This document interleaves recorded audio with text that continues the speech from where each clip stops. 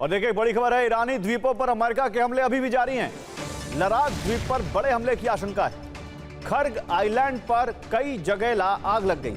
America के missile हमलों की खबर है। ईरानी एजेंसी तस्नीम के हवाले से खबर है।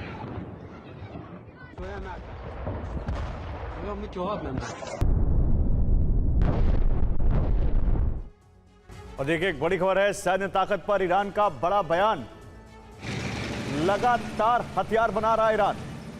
युद्ध के दौरान भी प्रोडक्शन जारी रहा। मिसाइल ड्रोन की बड़ी खेप मौजूद। ईरानी सेना के प्रवक्ता का बयान।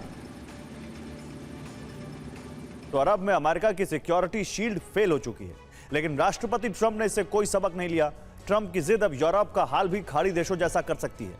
रिपोर्ट्स है कि डोनाल्ड ट्रंप इसी हफ्ते पिक एक्स की पहाड़ियों पर बम वर्षा कर सकते हैं और इस ऑपरेशन के लिए वो यूरोप में मौजूद अमेरिकी एयरबेस का इस्तेमाल करेंगे, जिसके बाद मुस्तबा ने संपूर्ण यूरोप को धमकी दी। उन्होंने ऐलान कर दिया है, अगर पिक एक्स पर हमला हुआ तो ईरान की मिसाइलों से यूरोपीय देशों की रक्षा कोई नहीं कर सकेगा। डोनाल्ड ट्रंप ने पिकेक्स की पहाड़ियों पर हमले की तैयारी शुरू कर दी है। अमेरिका इसी हफ्ते पिकेक्स पर बमबारी कर सकता है। अमेरिकी वायुसेना B-1 बॉम्बर से यहां हमले कर सकती है। अमेरिका के इस शक की वजह इजरायली खुफिया एजेंसी के रिपोर्ट्स हैं, जिनमें आशंका जताई गई है कि ईरान ने जून 2025 में युद्ध शुरू होने से पहले ही सेंट्रीफ्यूज को पिकेक्स में शिफ्ट कर दिया था। हालांकि इजरायल की माने तो परमाणु संवर्धन के लिए इनका इस्तेमाल फिर शुरू नहीं हो सका है। दावा है कि रोमानिया के मिहाइल कोगनिचानु एयरबेस से KC-135 रिफ्यूलिंग एयरक्राफ्ट उड़ान भर चुके हैं। इन एयरक्राफ्ट की संख्या कितनी है इसकी कोई जानकारी नहीं। इसके ठीक एक घंटे बाद ब्रिटेन में मौजूद फेयरफोर्ड एयरबेस पर भी हलचल हुई। यहां से अमेरिका के B-1 बॉम्बर्स ने उड़ान भरी है। दावा है कि इन B-1 बॉम्बर्स का लक्ष्य ईरान में मौजूद पिक एक्स की पहाड़ियां हैं और KC-135 रिफ्यूलिंग एयरक्राफ्ट की उड़ान भी इसी मिशन से जुड़ी है। ये टैंकर ब्रिटेन से उड़े बॉम्बर्स को हवा में रिफ्यूल करेंगे। हालांकि B-1 बॉम्बर 13,000 किलोग्राम वाले GBU-57 बंकर बस्टर से हमला करने की ताकत नहीं रखते हैं, लेकिन ये बॉम्बर GBU-72 बॉम्ब से लैस हैं, जो 2700 किलो का बंकर बस्टर बॉम्ब है। इस बीच अमेरिका का E-3 सेंट्री अवाक्स भी लगातार अरब में उड़ान भर रहा है। इसका काम हमले के दौरान बॉम्बर की तरफ आने वाली मिसाइलों पर नजर रखना है। GBU-72 पिकेक्स की गहराई में मौजूद न्यूक्लियर ठिकानों का कुछ नहीं बिगाड़ सकता। ऐसे में सवाल है कि ट्रंप का प्लान क्या है। दरअसल ट्रंप का मिशन पिकेक्स में मौजूद सभी प्रवेश द्वार बंद करना है। दावा है कि ईरान ने इन्हें चोरी छिपे खोलने की कोशिशें शुरू कर दी। अमेरिका इन प्रवेश द्वारों पर इतने बम गिराने वाला है कि इन्हें खोलना लगभग नामुमकिन हो जाएगा और फिर पिकेक्स की गहराइयों में मौजूद सेंट्रीफ्यूज हमेशा के लिए यहीं पर दफन होकर रह जाएंगे। ब्लूमबर्ग की रिपोर्ट में दावा है कि ब्रिटेन के नए प्रधानमंत्री एंडी बर्नम ने अमेरिका को ईरान पर हमले के लिए अपने बेस इस्तेमाल करने की छूट दे दी है। अमेरिका डिएगो गार्सिया और RAF फेयरफोर्ड का इस्तेमाल ईरान पर हमलों के लिए जारी रख सकता है। एंडी बर्नम ने अमेरिकी ऑपरेशन को रक्षात्मक हमले करार दिया है। इसके अलावा बुल्गारिया में अमेरिका ने 8 रिफ्यूलिंग एयरक्राफ्ट तैनात किए हैं। इनका इस्तेमाल भी ईरान के खिलाफ ऑपरेशन में हो सकता है। ईरान ने धमकी दी है, वो आग के बदले आग की नीति पर काम करेगा। पिकेक्स पर हमला हुआ तो ईरान का टारगेट सिर्फ अरब ही नहीं, बल्कि यूरोप में अमेरिकी हित, उसके सहयोगी और समर्थक देश होंगे। और ईरान के पास 3000 किलोमीटर दूर हमले में सक्षम मिसाइलें हैं। अगर पिकेक्स पर हमला हुआ तो इनके इस्तेमाल से ईरान यूरोप में अमेरिकी न्यूक्लियर बेस पर हमले कर सकता है। इन मिसाइलों को उत्तरी ईरान में उन मिसाइल ठिकानों से दागा जाएगा जो तुर्की, अजरबैजान और आर्मेनिया के आसपास हैं, ताकि ज्यादा से ज्यादा दूर तक हमले किए जा सके। ईरान का पहला टारगेट तुर्की में मौजूद इंसरलिक एयरबेस हो सकता है। इस बेस की यहां से दूरी 900 किलोमीटर है। बेस पर अमेरिका के करीब 50 B-61 न्यूक्लियर बॉम्ब मौजूद है। ईरान का दूसरा टारगेट इटली का एवियानो एयरबेस हो सकता है। उत्तरी ईरान से इसकी दूरी करीब 2750 किलोमीटर है। यहां अमेरिका के 30 B-61 न्यूक्लियर बॉम्ब मौजूद हैं। इटली के ही गेदी एयरबेस पर भी ईरान हमला कर सकता है। इसकी ईरान से दूरी 2900 किलोमीटर है। यहां अमेरिका के करीब 20 B-61 न्यूक्लियर बॉम्ब मौजूद हैं। ईरान बुल्गारिया के वज्राजदनी एयरबेस को भी निशाना बना सकता है। इसकी ईरान से दूरी 1900 किलोमीटर है। यहां हाल ही में अमेरिका ने अपने रिफ्यूलिंग टैंकर तैनात किए हैं। रोमानिया पर ईरान बैलिस्टिक मिसाइलें दाग सकता है। रोमानिया में ईरान के टारगेट पर मिहाइल कोगनिचानु एयरबेस होगा। यह यूएस वायुसेना का बड़ा ट्रांसपोर्ट लॉजिस्टिक हब है।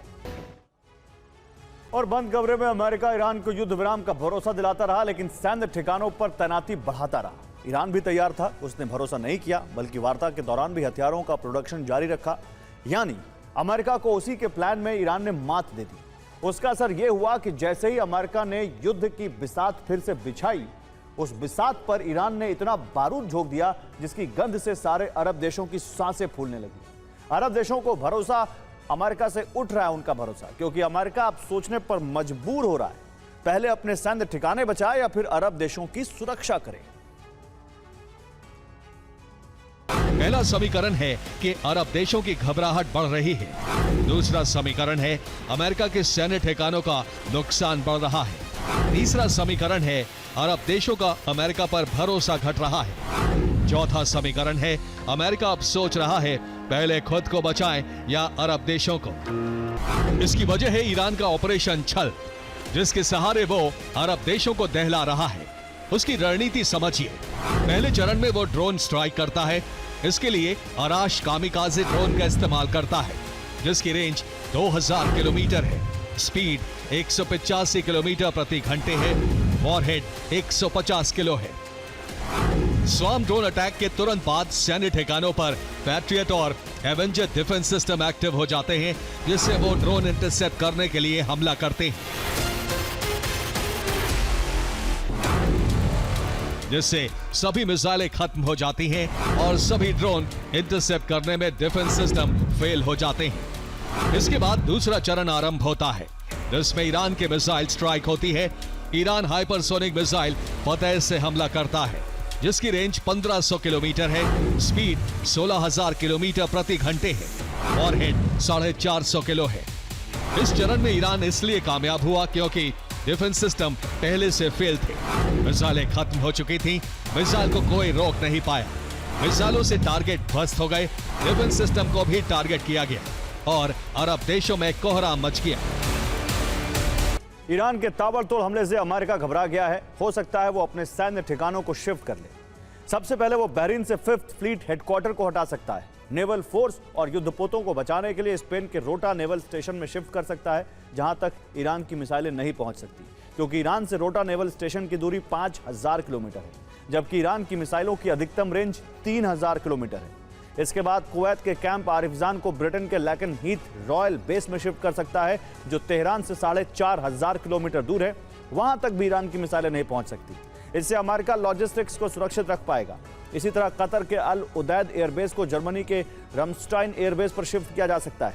यह तेहरान से 4400 किलोमीटर दूर है, यहां भी ईरानी मिसाइल नहीं पहुंच पाएगी। इस वजह से सेंटकॉम कमांड सेंटर को सुरक्षित रखा जा सकता है। इसके अलावा सऊदी अरब के प्रिंस सुल्तान एयरबेस को हिंद महासागर में मौजूद ब्रिटेन के डिएगो गार्सिया पर शिफ्ट किया जा सकता है, जो ईरान से 4000 किलोमीटर दूर पड़ता है। इस वजह से उसे अभेद सुरक्षा कवच मिल जाएगा। यूएई के अल दफरा एयरबेस को इटली के एवियानो एयरबेस शिफ्ट किया जा सकता है, जो ईरान की मिसाइल रेंज 3000 किलोमीटर से बाहर पड़ता है। ये 3500 किलोमीटर दूर है और इस वजह से ईरान के हमलों से स्टेल्थ जेट और जासूसी विमान बच सकते हैं। अमेरिकी सैन्य ठिकाने, अरब देशों के मिलिट्री बेस, अरब देशों के तेल ठिकाने, अरब देशों के बंदरगाह, अरब देशों के डिसैलिनेशन प्लांट, अरब देशों के पावर हाउस। और ईरान लगातार अरब देशों के एनर्जी सेक्टर पर हमला कर रहा है। कुवैत के डिसैलिनेशन प्लांट पर भी हमला किया है, जिससे कुवैत में जल संकट पैदा हो गया है। डिसैलिनेशन प्लांट पर हमले में से मीठे पानी का स्टोरेज ध्वस्त हो गया है और सप्लाई पाइपलाइन तबाह हो गई है। जिस प्लांट पर हमला हुआ है उसकी क्षमता 2.5 अरब लीटर प्रतिदिन है। डिसैलिनेशन प्लांट पर कुवैत की 95% निर्भरता है, यानी कुवैत को मीठा पानी 95% इन्हीं प्लांट से मिलता है। कुवैत में इस तरह के 7 बड़े प्लांट हैं। एक प्लांट से 4 से 5 लाख लोगों को मीठे पानी की सप्लाई होती है। जो पोस्ट है उसमें दिया आंकड़ा है, अफगानिस्तान युद्ध जो 20 साल चला उसमें 2000 अमेरिकी सैनिक मारे गए। इराक युद्ध जो 9 साल चला उसमें 4600 सैनिक मारे गए। वियतनाम युद्ध 19 साल 5 महीने तक लड़ा गया, उसमें 58,220 सैनिक मारे गए। कोरियाई युद्ध 3 साल 1 महीने चला था, जिसमें 36,574 की मौत हुई, जबकि ट्रंप के कार्यकाल में वियतनाम वॉर 1 दिन चला और कोई मौत नहीं। जबकि ईरान से युद्ध को 4 महीने अब तक हो चुके हैं, जिसमें 18 सैनिक मारे गए हैं।